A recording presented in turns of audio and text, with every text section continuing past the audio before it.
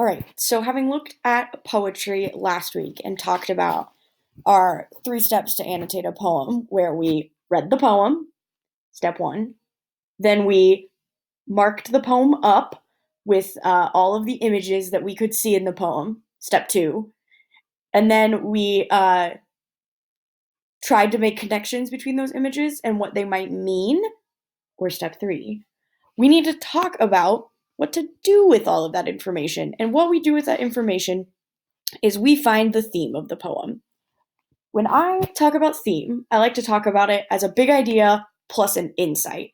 So, a big idea is going to be an abstract thought that can categorize a lot of content, which basically just means it's something that lots of stuff falls under. So, like hate and love, racism and friendship, family, the future, the past, fear,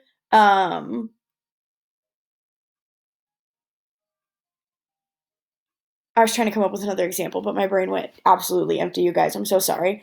But these sort of big things that lots of stuff falls under, those are big ideas. So if somebody said, oh, this poem's about love, okay, that's a great start. But a theme isn't just a big idea, it's also an insight about that big idea. So an insight is when an author tells you something about the big idea. So the poem will have something to say about love, it has something to say about hate, right? So some examples might be hating someone hurts you more than it hurts the other person in the long run, or love, if taken to extremes, can be negative rather than positive. It's the idea that it's not just about love, it's about love can be negative rather than positive, right?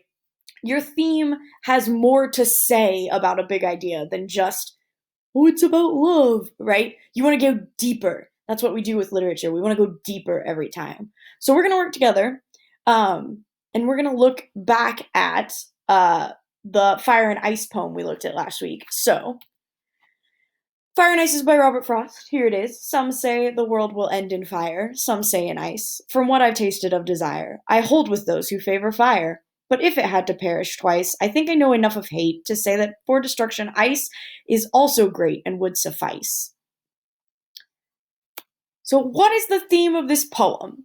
Let's say that you get this question, and then you're told to write a race paragraph about it. Hint, hint. You could write a meh paragraph and say this poem is about love and hate. Frost says they're both bad in their own way. We know because he talks about destruction. Okay, you've nailed the big ideas. The first sentence, right? This poem is about love and hate. You've nailed the idea that they're both bad in their own way. Okay, that is kind of what he's saying. And you've given me a little bit of that evidence from the poem, right? But we're kind of missing the E. We're kind of missing the R, right? We didn't restate the question. We've got an answer. We've kind of cited evidence from the poem, and we're really missing that explanation. So this is a meh. This is a start. If you want to get into an excellent thing, you're going to start with the theme of this poem is that both love and hatred can be destructive forces. Groovy. The theme of this poem is. That's a restatement of the question, right? What is the theme of this poem? The theme of this poem is. We've hit that R. We have an answer, right? Love and hatred can be destructive forces. That is a theme. It's got a big idea, love and hate. But it tells us something about love and hate, right? They can be destructive forces.